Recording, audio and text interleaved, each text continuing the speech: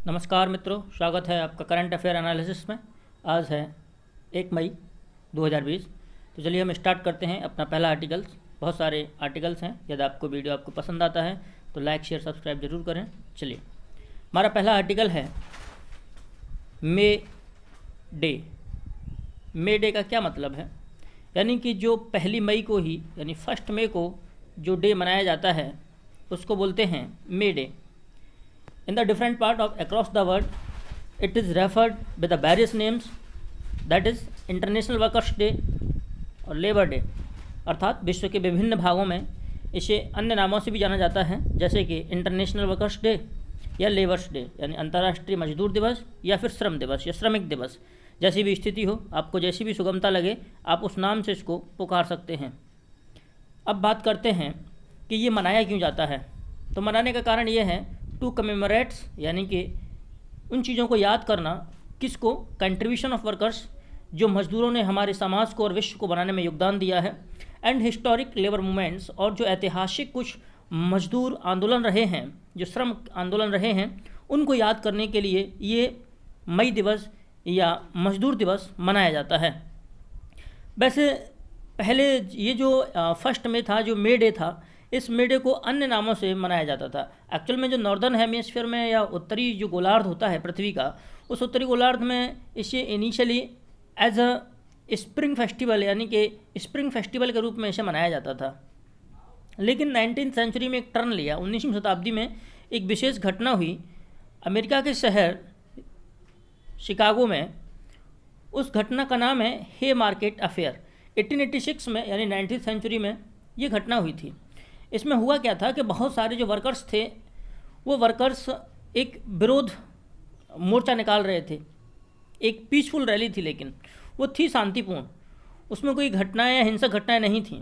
लेकिन पता नहीं कैसे कि उसमें क्या हुआ कि उसमें वायलेंट क्लैश हो गया, यानी कुछ हिंसक संघर्ष देखने को मिले। और उससे हुआ क्या कि जो 4 तो सिविलियन मारे गए और 7 पुलिसकर्मी मारे गए। ये जो अब इसमें जो विरोध करता थे, जो मजदूरों की तरफ से जा रहे थे या जो मजदूर थे जो विरोध कर रहे थे, उनमें से बहुत सारे जो मजदूर थे, जिनको हम लोग एजिटेशनिस्ट या उग्रवादी बोल सकते हैं, उन एजिटेशनिस्ट ने बहुत सारे लोगों को उनमें से लाइफ इम्प्रिजनमेंट दे दिया गया। कुछ को डेथ सेंटेंसेस सुना दी गई, कुछ को कड़े कड़े अन्य सज़ा भी दी गई। इन सभी घटनाओं को हे मार्केट अफेयर कहा जाता है। और इस घटना में मरने वाले लोगों को हे मार्केट मार्टायर्स यानी कि हे मार्केट शहीद कहा जाता है। ये कहाँ हुई थी? 1886 में अमेरिका के शिकागो शहर में हुई थी। ये मूल रूप से एक मजदूरों का आंदोलन था। इसमें हुआ क्या, मजदूरों ने आंदोलन करने का कारण ये था क्योंकि उस समय इंडस्ट्रियलाइजेशन का दौर चल रहा था यूनाइटेड स्टेट्स ऑफ अमेरिका में, यानी यूएसए में औद्योगिक क्रांति अपनी चरम सीमा पर थी। बड़ी बड़ी फैक्ट्रियाँ खुल रही थीं, तो उन फैक्ट्रियों में मजदूर जो काम करते थे उनसे 15-15, 16-16 घंटे काम कराया जाता था। तो they were emphasising to reducing the time of workforce and labour. वो इस बात पे जोर दे रहे थे कि इस टाइम को थोड़ा कम किया जाए, छुट्टी भी रखी जाए। And the working conditions were very severe. जो कार्य करने की स्थिति थी वो भी बहुत ख़राब थी, और वेज मजदूरी थी वो भी काफ़ी कम थी। तो इन सभी मांगों को, चाइल्ड लेबर भी कराया जाता था, इन सभी मांगों के कारण ये हे मार्केट में एक रैली निकाली जा रही थी, शिकागो के हे मार्केट में। तभी वहाँ ये घटना हुई। इस घटना को कमेमोरेट करने के लिए 1889 में यानी कि 1889 में एक ऑर्गेनाइजेशन था, इसका नाम था द सेकंड इंटरनेशनल। इसने कहा कि जो 1 मई है उसे मजदूर दिवस के रूप में मनाया जाए, बजाय स्प्रिंग फेस्टिवल के रूप में। अब इसको 1 मई को मजदूर दिवस के रूप में मनाया जाने लगा। हालांकि जो हे मार्केट की घटना थी वो 4 मार्च को हुई थी, यानी 4 मार्च को हुई थी। तो उसका ऐसा नहीं कि उसी दिन हुई थी, तो इससे कोई लेन देन नहीं है। बस उस त्यौहार को मजदूरों के नाम करने का था, इस स्प्रिंग फेस्टिवल को, जिससे कि लोग कम से कम मजदूरों का योगदान समझ पाएँ कि मजदूरों से ही दुनिया चलती है। और आज इस लॉकडाउन की स्थिति में हम लोग समझ रहे होंगे कि मजदूरों का कितना इंपॉर्टेंट है। घर वालों को जो कभी खाना नहीं बनाते थे, जो कोई बर्तन नहीं मांजते थे, समझ में आ रहा होगा कि काम कैसे किया जाता है। इंडिया में इस मे डे को या लेबर डे को सबसे पहले 1923 में मनाया गया था, 1923 में, जब लेबर किसान पार्टी ऑफ हिंदुस्तान यानी लेबर किसान पार्टी ऑफ हिंदुस्तान ने सबसे पहले इसे शुरुआत किया था, और उसमें जो सहयोग दिया था वो सहयोग करने वाले व्यक्ति थे कॉमरेड सिंगारवेलुर। ये आप इतिहास में ज़रूर पढ़ेंगे, सिंगारवेलु चेट्टियार। ठीक है, जब भी आप पीजेंट मूवमेंट्स या किसानों के आंदोलन पढ़ेंगे तब हिस्ट्री के, मॉडर्न हिस्ट्री के पार्ट में ये आता है किसान आंदोलन, तब आपको यहाँ ये कॉमरेड सिंगारवेलुर का नाम जरूर सुनने को मिलेगा। इन दोनों ही संगठनों ने 1923 में सबसे पहले इंडिया में लेबर डे को सेलिब्रेट करना स्टार्ट किया, और पहले दिन जब सेलिब्रेट किया जा रहा था इंडिया में तो 2 जगह पर किया गया। वो 2 जगह कौन सी हैं?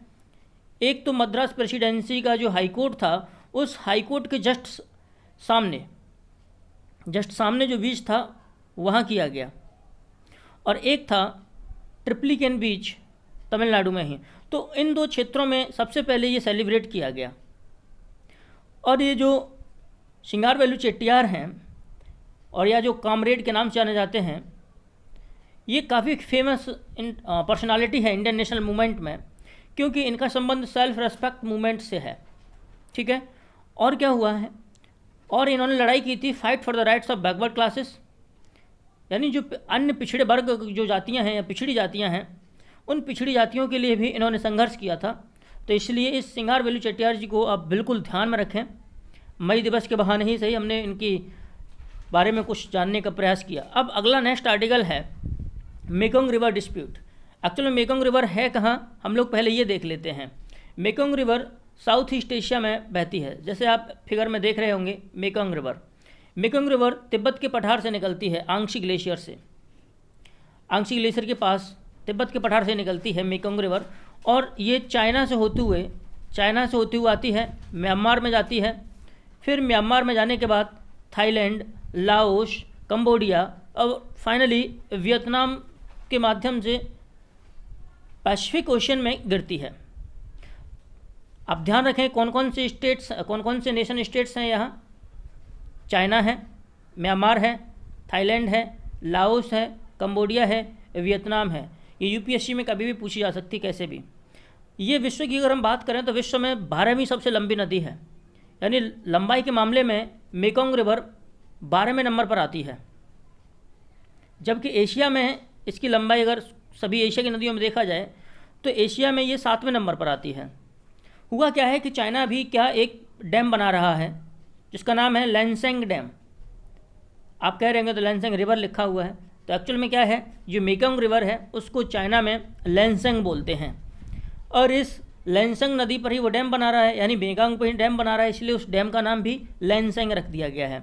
यानी जो लैनसेंग है चाइना में कहाँ, मेकोंग रिवर का कौन सा पार्ट चाइना में पड़ता है, अपर पार्ट ही पड़ता है ना, तो ऊपरी हिस्से में ही डैम बनाएगा चाइना, अपने ही हिस्से में, तो उस डैम का नाम लैनसेंग है जो मेकोंग रिवर पर बनाया जा रहा है। तो इसीलिए ये चर्चा में है, विवाद का विषय इसीलिए बन गया है। हाल ही में क्या हुआ है कि एक स्टडी रिलीज़ की गई है, उस स्टडी को रिलीज़ करने का काम किया है मेकोंग रिवर कमीशन ने।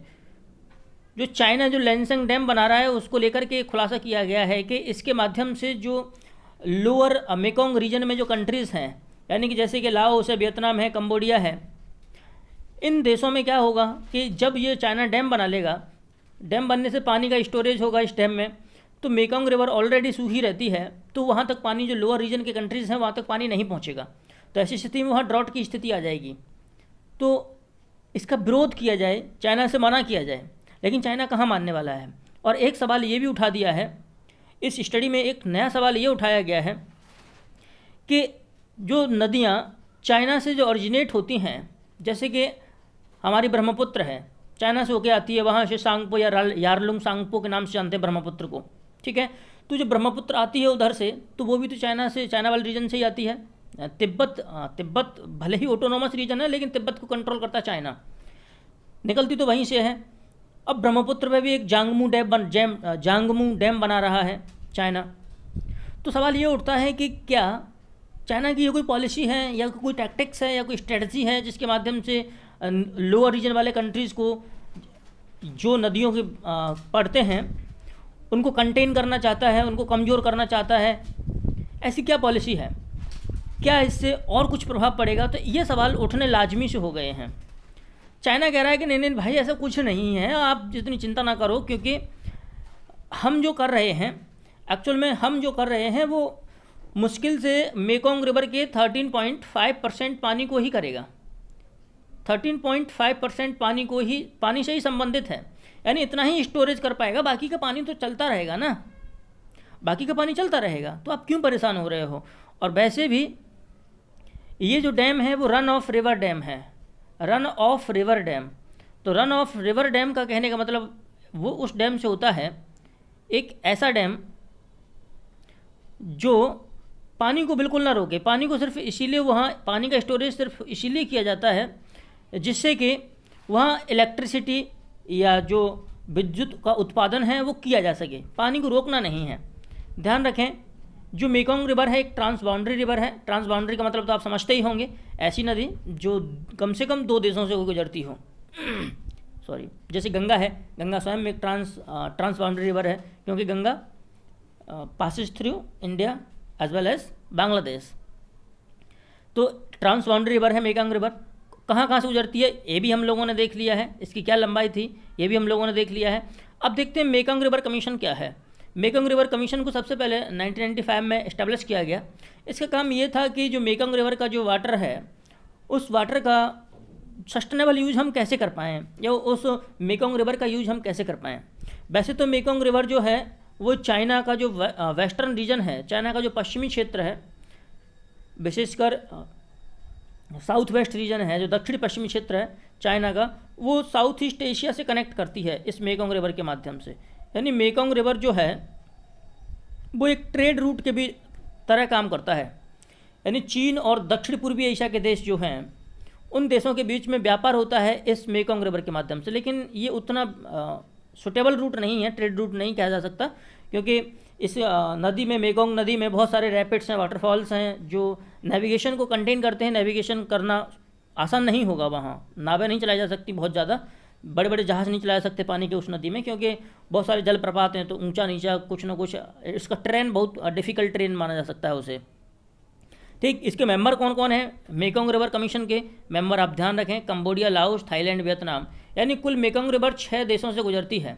इसमें चाइना और म्यांमार और जोड़ दो, तो चाइना और म्यांमार को निकाल दो, बाकी के जो देश बचते हैं वही मेकोंग रिवर कमीशन के मेंबर हैं। चाइना ने तर्क क्या दिया है, तो चाइना का तर्क हम लोग देख लेते हैं। चाइना ने क्या तर्क दिया है? चाइना का क्लेम है, चाइना का क्लेम क्या है? ये run of the river dam है, तो आप टेंशन ना लो किसी भी चीज़ की। और वैसे भी कहते हैं कि हमारा जो यूनान जो प्रोविंस है, उस यूनान प्रोविंस में भी तो सूखा आती रहती है, और ये जो लैंसेंग डैम है वो तो सिर्फ 13.5% से ही 13.5% पानी से ही बिलोंग करता है, तो आपको परेशान होने की क्या आवश्यकता है। चलिए अब बात करते हैं हम लोग जोग्राफिकल इंडिकेशन या जीआई टैग। अभी 3 चीज़ों को जीआई टैग मिला है, कौन कौन सी हैं उन सबको हम एक एक से देखेंगे। सबसे पहले देखते हैं कोविलपट्टी कडलई मिठाई से। मिठाई मतलब मिठाई, तो मुंह में पानी आ ही गया होगा। कोविलपट्टी कडलई मिठाई कहाँ की है? ये एक्चुअल में तमिलनाडु की है, ये ध्यान रखें। इसमें होता है क्या है कि यहाँ हमारे यहाँ जो गुड़ की जो गजक मिलती है ना, जैगरी की, जैगरी माने गुड़ होता है, ये बात ध्यान रखना। तो जो गुड़ की गजक मिलती है जिसमें मूंगफली मिला दी जाती हैं, ठीक वैसा ही है। बस ये खासियत क्या है इसकी कि थोड़ी स्वादिष्ट होती है, बस इसे जीआई टैग मिला हुआ है। बाकी न्यूज़ बहुत सारी रहती हैं, बनती कैसे हैं ये देख लें थोड़ा सा। इसमें सारे के सारे जो इंग्रेडिएंट्स होते हैं वो नेचुरल होते हैं, यानी सारे के सारे जो मैटर इसमें डाले जाते हैं वो सब इंग्रेडिएंट जो रहते हैं वो नेचुरल टाइप के रहते हैं, ऐसा नहीं कोई सिंथेटिक को बनाया नहीं जाता है। और जो सबसे बड़ी बात है वो है यहाँ का एक जैगरी, स्पेशल जैगरी है। वो जैगरी मतलब स्पेशल गुड़ है जिसका नाम है वेल्लम। तो इस वेल्लम का इसमें यूज़ किया जाता है। और सबसे खास बात यह है कि इस गजक को बनाने के लिए गजक टाइप समझो, क्योंकि कोविलपट्टी क्या है, गुड़ की पट्टी समझो इस टाइप से। ठीक, इसमें जो पानी आता है खास वो आता है तमीराबारानी नदी से। आप सोच के देखें, वेल्लम गुड़ का उपयोग किया जाता है, स्पेशल ग्राउंड नट यानी मूंगफली का उपयोग किया जाता है, तो इसलिए ये यहाँ पैदा की जाती है। और इसमें विशेष स्वाद होने के कारण इसे जोग्राफिकल इंडिकेशन दिया गया, भौगोलिक संकेतक टैग दिया गया है। जोग्राफिकल इंडिकेशन होता क्या है ये हम लोग देखते हैं थोड़ी सी देर में। उससे पहले 2 प्रोडक्ट और देखते हैं कि कौन कौन से 2 प्रोडक्ट और हैं जिनको अभी मिला है। एक है मणिपुर का एक राइस वैरायटी, इसका नाम है चक हो, यानी मणिपुर की एक चावल की वैरायटी है चक हो। चक हो बहुत लंबा टाइम लेता है पकने में, कम से कम 40 से 45 मिनट ले लेता है। ऐसा उसका कारण ये है क्योंकि उसमें फाइब्रस ब्राइन लेयर पाई जाती है और हायर क्रूड फाइबर कंटेंट पाया जाता है। इन दो के कारण उसमें पकने में काफ़ी टाइम ले लेता है, 40 से 45 मिनट ले लेता है। एक्चुअल में इस चकहो चावल का उपयोग मणिपुर में प्रारंभिक रूप से ट्रेडिशनली मेडिसन के रूप में, यानी मेडिकल प्रैक्टिशनर्स इसको यूज में लाते हैं, कुछ ना कुछ इसका मेडिसिनल यूज होता है। ठीक है, तो एक तो ये चकहो है, एक कोविलपट्टी मिठाई थी वो देखा, और एक गोरखपुर का टेराकोटा सॉरी, जो टेराकोटा होता है वो समझिए टेराकोटा क्या होता है। टेराकोटा पकी हुई मिट्टी को हम लोग टेराकोटा बोलते हैं। तो जो मिट्टी के बर्तन बनते हैं जैसे मटका वगैरह होता है वो एक्चुअल में टेराकोटा ही है। तो गोरखपुर का ये टेराकोटा काफ़ी फेमस है। फेमस होने का कारण ये है क्योंकि यहाँ जो ये जो खिलौने बनाए जाते हैं वो एनिमल फिगर के बनाए जाते हैं ज़्यादातर, बहुत ही सुंदर दिखने में काफ़ी सुंदर होते हैं। एनिमल्स में जैसे कि हॉर्स हुआ, एलिफेंट, कैमल, गोट, ऑक्स यानी बैल, इन सब के फिगर यहाँ बनाए जाते हैं। तो इसको भी जोग्राफिकल इंडिकेशन टैग दिया गया है, जीआई टैग। हम लोग काफ़ी देर से बात कर रहे हैं कि आखिरकार जीआई टैग दिया गया, कौन कौन से दिया गया ये बात ध्यान रखें। कोविलपट्टी कटलई मिठाई को दिया गया है, चकहो चावल को दिया गया है, और टेराकोटा ऑफ गोरखपुर को दिया गया है। ठीक है, इन 3 चीज़ों को जीआई टैग दिया गया है। जीआई टैग होता क्या है? जोग्राफिकल इंडिकेशन है, भौगोलिक संकेतक होता क्या है? देखिए, जोग्राफिकल इंडिकेशन का मतलब क्या है? जैसे आप बुंदेलखंड के हैं, ठीक है, अब आपके ऊपर टैग लगा दिया जाए कि आप बुंदेलखंड के ही हैं, तो इसका मतलब है कि आप बुंदेलखंड में मिल सकते हैं ना, आपकी पैदावार बुंदेलखंड में ही हुई है। ऐसा समझिए कि जो कोई भी चीज़ हो उसको ये पहचान दिला दी जाती हो कि भाई ये चीज़ सिर्फ इसी रीजन में मिल सकती है, बाकी यदि ये किसी रीजन में मिल रही है तो वो फेक हो सकती है, और उसमें वो क्वालिटी, वो रेप्यूटेशन उसमें नहीं होगी जो उस रीजन विशेष की होती है। जैसे कि अभी हमने बात की, ये कोविलपट्टी कटलई मिठाई थी, तो ये कोविलपट्टी कटलई मिठाई आपको रियल में खानी है तो यूपी में नहीं मिलेगी, ये आपको तमिलनाडु में ही मिलेगी, और तमिलनाडु के उसी क्षेत्र में मिलेगी, कोविलपट्टी नाम के गांव में। तो एक्चुअल में जोग्राफिकल इंडिकेशन यही बताता है, क्या बताता है कि कोई एक चीज़ जो है वो स्पेसिफिक जोग्राफिकल लोकेशन से संबंधित है, वो एक विशेष भौगोलिक अवस्थिति से जुड़ी हुई है, उसके अलावा वो और कहीं नहीं मिल सकती। अगर मिलेगी तो वो फेक होगी, उसकी उतनी वैल्यू अच्छी नहीं होगी। अब जोग्राफिकल इंडिकेशन में मिलता क्या है? जोग्राफिकल इंडिकेशन में या तो आपको नाम दिया जाता है या कोई आपको साइन दे दिया जाता है आपके प्रोडक्ट को, और ज़रूरी नहीं है कि वो प्रोडक्ट नेचुरल ही हो, वो प्रोडक्ट मैन्युफैक्चरर भी हो सकता है वहीं की वहीं। जैसे है क्या है, आगरा का पेठा है, तो आगरा का पेठा तो नेचुरल तो है नहीं, उसे तो ह्यूमन बीइंग्स ही बनाते हैं। दार्जिलिंग टी है, चाय है, तो चाय नेचुरल है। यानी कुल मिलाकर के जैसे अलीगढ़ के ताले हैं, तो ये क्या हैं, मैन्युफैक्चर भी हैं और नेचुरल भी हैं इनमें से कुछ। तो दोनों ही प्रकार के उत्पादों को मिल सकता है, लेकिन विशेषकर वो उसी जोग्राफिकल लोकेशन से संबंधित हैं। जैसे अलीगढ़ के ताले अलीगढ़ में ही मिल सकते हैं, बाकी वो कहीं बेचे जाएंगे तो अलीगढ़ के नाम से। अगर कोई मान लीजिए हरियाणा में ताले बेच रहा है और बना रहा है वहीं की वहीं और बेच रहा है अलीगढ़ के ताले नाम से, तो वो केस कर सकता है अलीगढ़ के तालों को, अगर जोग्राफिकल इंडिकेशन मिला हुआ है तो, भौगोलिक संकेतक। यानी कुल मिलाकर के भौगोलिक संकेतक वह नाम या चिन्ह होता है जिसके माध्यम से किसी उत्पाद की उसकी जोग्राफिकल लोकेशन जुड़ी रहती है, या उस क्षेत्र विशेष का वो विशेष उत्पाद होता है जिसकी एक अपनी रेपुटेशन होती है। ठीक, और इसी रेपुटेशन का कारण है कि उसके अंदर कुछ ना कुछ विशेष खासियत रहती हैं, विशेषताएं रहती हैं, जो उसके जोग्राफिकल ओरिजिन की वजह से हैं, जो उसका इसलिए हैं क्योंकि उस विशेष भौगोलिक क्षेत्र से जुड़ा हुआ है। अब लोग एक चीज़ और समझें, ऑरिजिन ऑफ जोग्राफिकल लोकेशन और अपीलेशन ऑफ ओरिजिन। जीआई टैग दो चीज़ हैं, जीआई टैग और अपीलेशन ऑफ ओरिजिन, इन दोनों में अंतर क्या है? जैसे कैसे समझें, मान लीजिए कि महोबा का पान ले लेते हैं हम लोग, ठीक है, क्या हुआ? अब इधर समझने की कोशिश करते हैं। यदि महोबा के पान को जीआई टैग मिलता है, बहुत फेमस है महोबा का पान, यदि महोबा के पान को जीआई टैग मिलता है तो वो तो हुआ उसका जीआई टैग, चलो मिल गया। लेकिन महोबा के किसी गांव में यदि विशेष प्रकार का, किसी गांव में ही विशेष प्रकार का पान होता है तो उसे अपीलेशन ऑफ ओरिजिन मिलेगा, और वो पान उस गांव के खेत के अलावा और कहीं नहीं होता है। यानी जीआई टैग की जो लोकेशन रहती है वो फिक्स नहीं रहती है, कुल मिलाकर के वो इधर उधर फैला हुआ रह सकता है, क्षेत्र में ओवरलैप हो सकता है। जैसे अलीगढ़ के ताले हैं तो ऐसा नहीं सिर्फ अलीगढ़ में बनते हो, अलीगढ़ और आगरा की सीमा पर भी बनते हो सकता है ऐसा। लेकिन अपीलेशन ऑफ ओरिजिन अगर किसी को मिलता है तो इसका मतलब है कि उसकी एरिया फिक्स है, वो इस क्षेत्र में ही मिलेगा, इस क्षेत्र से आगे मिलेगा ना पीछे मिलेगा। तो अपीलेशन ऑफ ओरिजिन वो जोग्राफिकल इंडिकेशन का ही सब टाइप होता है। अब देखते हैं कि इस जोग्राफिकल इंडिकेशन से संबंधित कौन कौन से कन्वेंशन हैं। तो 3 कन्वेंशन काफ़ी इंपॉर्टेंट हैं। कभी कभी यूपीएससी पूछ लेता है, जैसे एक बार पूछा था कि कौन कौन से अधिनियम जैव विविधता संबंधित हैं, बायोडाइवर्सिटी से संबंधित हैं। शायद 2011 में सवाल पूछा था ये प्रीलिम्स में। तो जोग्राफिकल इंडिकेशन से 3 जो कन्वेंशंस हैं वो संबंधित हैं। कौन कौन सा है? एक तो पहला है 1883 में जो साइन किया गया था पेरिस कन्वेंशन ऑन ट्रेडमार्क, ठीक है, जो अभी भी फोर्स मतलब लागू है। दूसरा कन्वेंशन है Lisbon agreement on the protection of appellation of origin and their registration 1958 में। और तीसरा है ट्रिप्स, नाम तो सुना ही होगा ट्रिप्स का।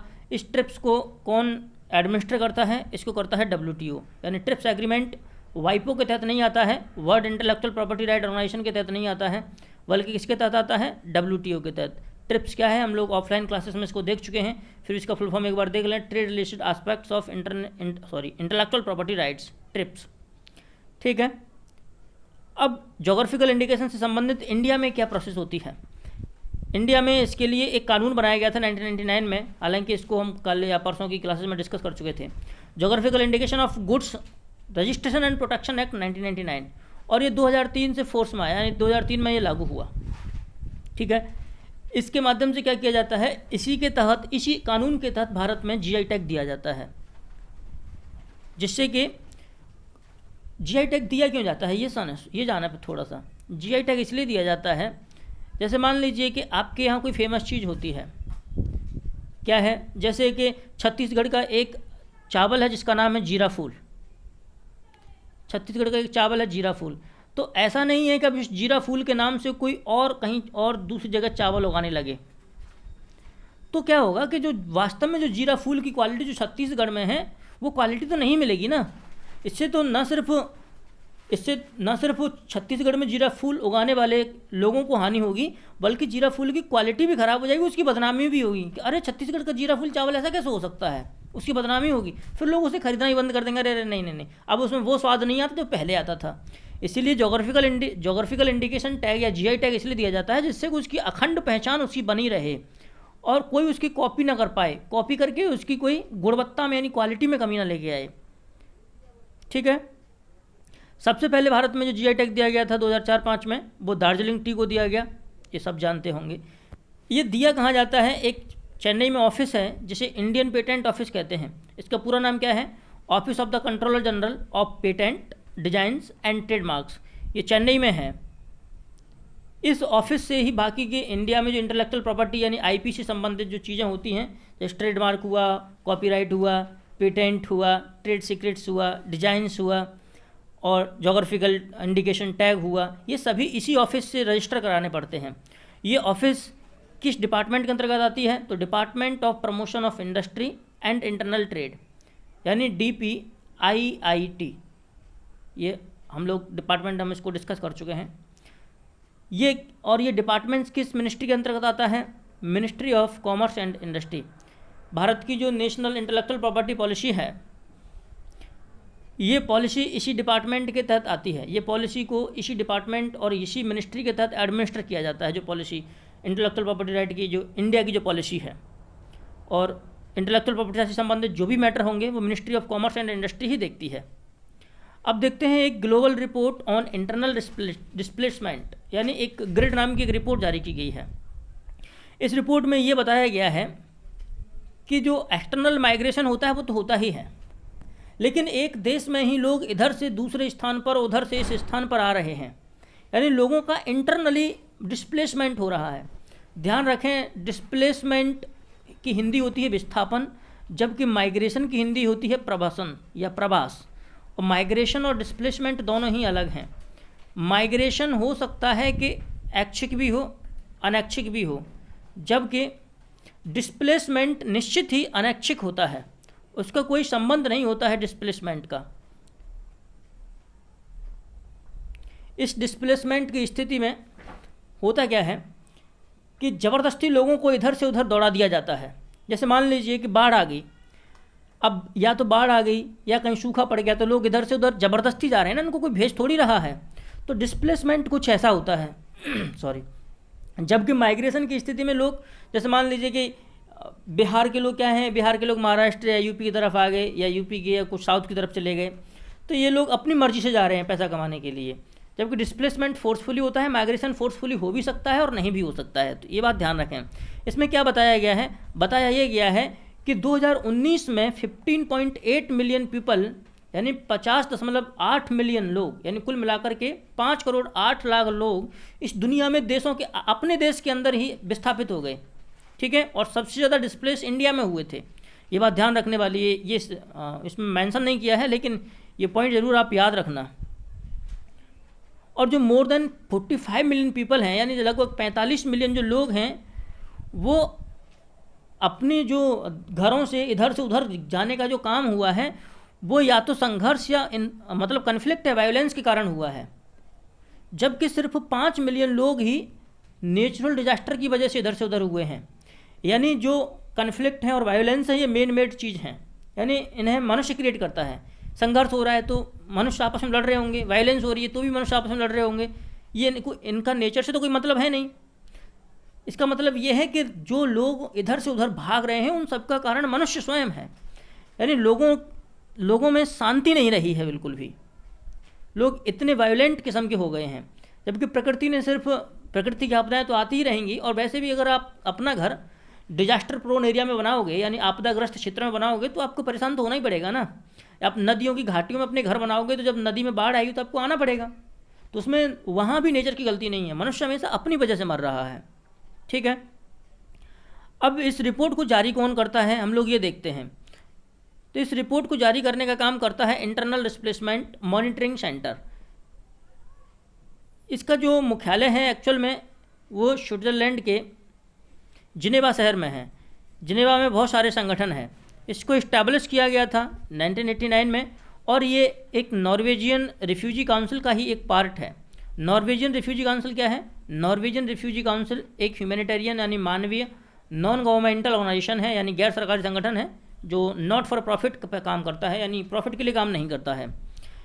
ये जो ग्लोबल रिपोर्ट है GRID की, ये जो ग्रिड है, ये ग्रिड प्रतिवर्ष निकाली जाती है, और एक फ्लैगशिप रिपोर्ट है। फ्लैगशिप का मतलब होता है एक ऐसी रिपोर्ट जो बहुत ही स्ट्राइकिंग चीज़ें बताती हो, आँखों को या ध्यान को खींचने वाली ऐसी चीज़ें बताती हों।